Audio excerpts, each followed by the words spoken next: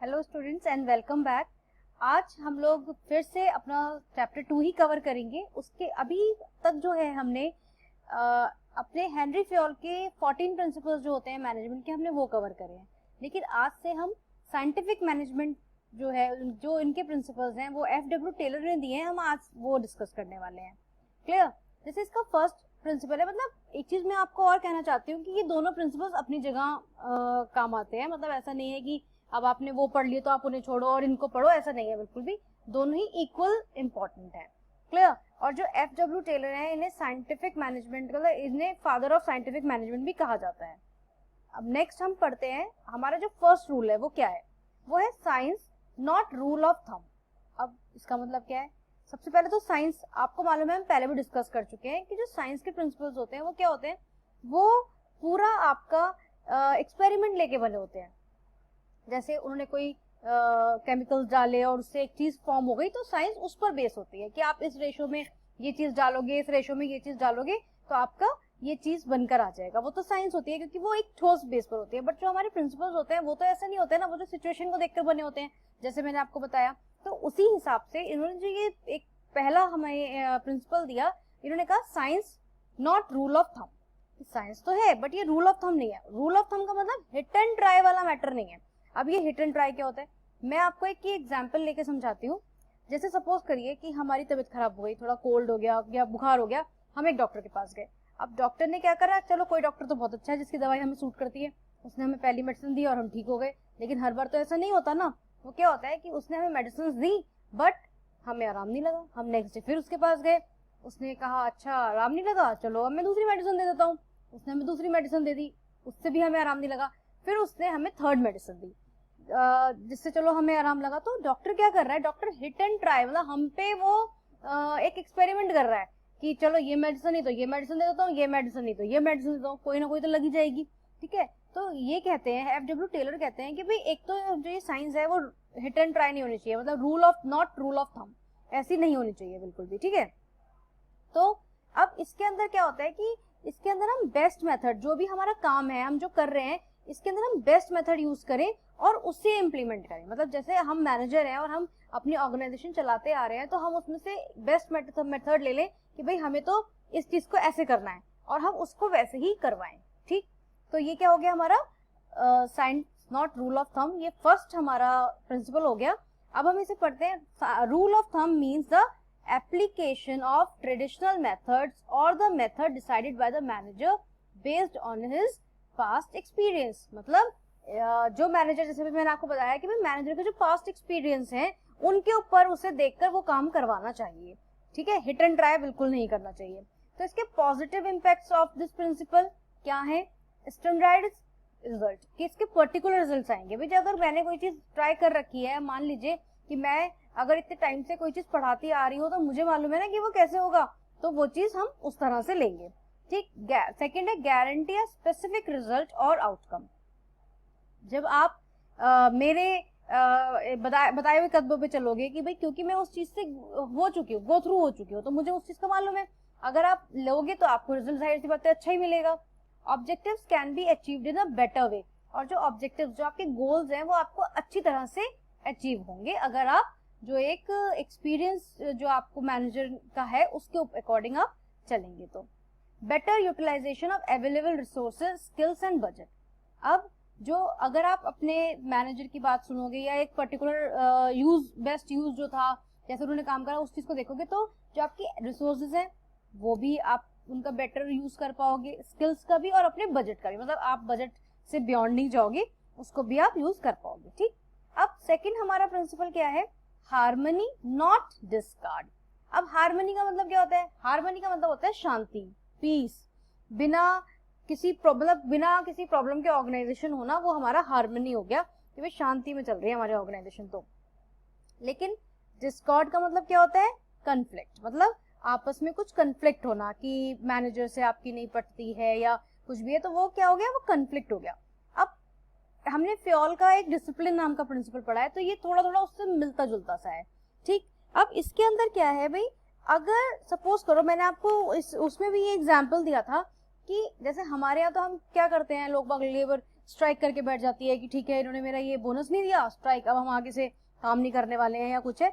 लेकिन कई जगह पर जो जापान वगैरह में क्या होता है कि वो कभी भी उनका जो स्टाफ है वो स्ट्राइक नहीं करता। वो क्या करता है, ठीक है वो काम करेगा, उसको अगर किसी चीज पे कुछ गुस्सा है तो वो अपने हैंड पर एक ब्लैक बैंड बांध लेगा, ठीक है, कि वो कर तो रहे हैं उस काम को लेकिन वो अपना गुस्सा शो कर रहे हैं ऑर्गेनाइजेशन के लिए, क्योंकि उन्हें मालूम है कि भाई हमें ऑर्गेनाइजेशन ने रखा हुआ है, वो हमें कभी निकालने नहीं वाली है और हमारी रोजी रोटी उसी से चल रही है, तो हम उनका क्यों नुकसान करेंगे, मतलब हम ऐसा क्यों करेंगे कि ठीक है हम उनका काम ही नहीं करते और उनका ऑर्डर पूरा ना हो या उनको लॉस हो जाए, ऐसा नहीं चाहेंगे ना। तो एम्प्लॉयज क्या करते हैं, अपना गुस्सा, मतलब वो शांति प्रिय प्रदर्शन करते हैं, अपना गुस्सा तो दिखाते हैं, अपनी जो उनको प्रॉब्लम है वो तो वो उसे शो कर रहे हैं, बट वो क्या कर रहे हैं, एक उन्होंने बैंड बांध लिया लेकिन अपना काम कर रहे हैं प्रॉपर, जैसा काम चलता आ रहा है। अब इसके अंदर एक टर्म है मेंटल रिवॉल्यूशन, ठीक है, तो ये मेंटल रेवोल्यूशन क्या होता है, अभी जैसे हमने पढ़ा कि हार्मनी में मतलब क्या है कि आपको शांति रखनी चाहिए और कॉन्फ्लिक्ट नहीं होना चाहिए,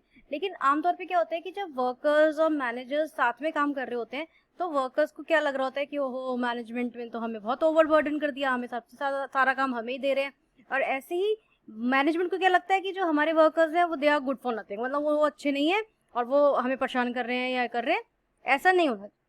दोनों के बीच में एक मेंटल रिवॉल्यूशन होना चाहिए, मीन्स एक शांति होनी चाहिए उनके दिमाग में, जो दोनों अपना एटीट्यूड चेंज करके चले, मतलब और एक दूसरे को देखने की जो समझ वो रखते हैं वो डिफरेंट हो उनकी, ऐसा नहीं है कि वो उनको परेशान ही रहे वो उनसे, ऐसा नहीं होना चाहिए, ठीक है। तो Taylor emphasise that there should be complete harmony between the worker and management since if there is any conflict between the two, मतलब टेलर ये बोलते हैं कि भाई मैनेजमेंट और वर्कर के बीच में कंप्लीट हार्मनी, शांति रहनी चाहिए, अगर चाहे कोई थोड़ा बहुत गुस्सा भी है तो उसको भी वो इम्प्रूव करे, मतलब खत्म करे।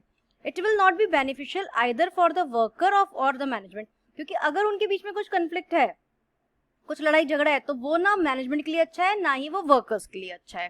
Clear? Both the management and workers should realise the importance of each other, और दोनों को उनकी महत्ता पता होना चाहिए, क्योंकि अगर वर्कर नहीं होंगे तो आपकी कंपनी नहीं चल सकती, और अगर कंपनी नहीं होगी तो फिर रोजगार कैसे मिलेगा, एम्प्लॉयमेंट कैसे मिलेगा वर्कर को, तो दोनों एक दूसरे की नीड है, ठीक है, तो इसलिए उसको अनदेखी नहीं करना चाहिए, मतलब ठीक। तो पॉजिटिव इम्पैक्ट क्या है इस प्रिंसिपल के, पहला change of attitude of both group toward each other, दोनों अपना एटीट्यूड चेंज करें एक दूसरे के लिए। A cordial relationship can be developed between worker and management, इनके बीच में एक अच्छी बिना उसकी लड़ाई झगड़े की एक रिलेशनशिप डेवलप करें।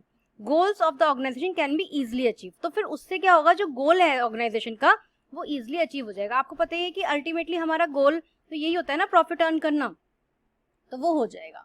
Each activity can be done in a better manner, और हर एक्टिविटी एक सही मैनर से, अलग मैनर से करी जा सकती है। डेवलपमेंट ऑफ टीम स्पिरिट, उनको एक टीम स्पिरिट डेवलप करनी चाहिए ताकि सब लोग अलग अलग नहीं, एक टीम बनकर काम करें, तभी हमारा काम जो है वो अच्छा होगा। हाई मॉरल ऑफ एम्प्लॉयज के बारे में सबसे ज्यादा सोचना। Cooperation and coordination in the organisation, और ऑर्गेनाइजेशन के अंदर कॉपरेट करना और कोऑर्डिनेशन बनाकर चलना, ये भी एक सबसे इंपॉर्टेंट चीज है। अब हमारा थर्ड प्रिंसिपल आता है, वो है कॉपरेशन नॉट इंडिविजुअल्स।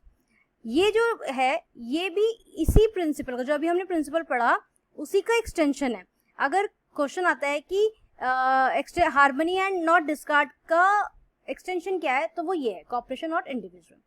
तो देखो पढ़ो, this principle is an extension of principle of harmony and not discard and lays stress on mutual cooperation between workers and management, मतलब दोनों के आपस में अच्छे म्यूचुअल अंडरस्टैंडिंग होनी चाहिए। Cooperation, mutual confidence, sense of goodwill should prevail among both manager as well as workers, दोनों के बीच में एक काम जो है वो बनता रहना चाहिए, क्योंकि इसके अंदर सबसे बड़ा क्या है, सबसे पहले तो अकेले से कुछ नहीं बनता, ये आपको ध्यान रखना है। आई को मी से रिप्लेस करना है। हमने पहले भी ये पढ़ा था, पिछले जो प्रिंसिपल्स हमने 14 पढ़े उसके अंदर हमने पढ़ा था कि मैं करने से कुछ नहीं होता, हम से हमारा जो काम है वो चलता है, ठीक।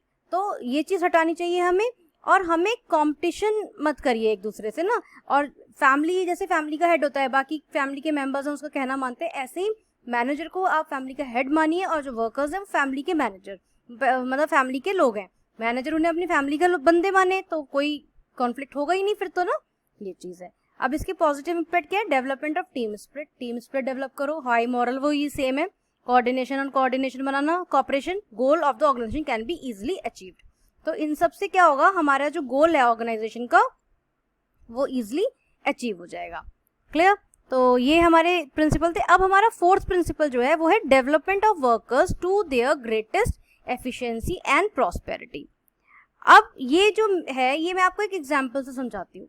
हम सब ने मूवी देखी होगी जो कि बहुत ही पॉपुलर है, वो कौन सी है, तारे ज़मीं पर।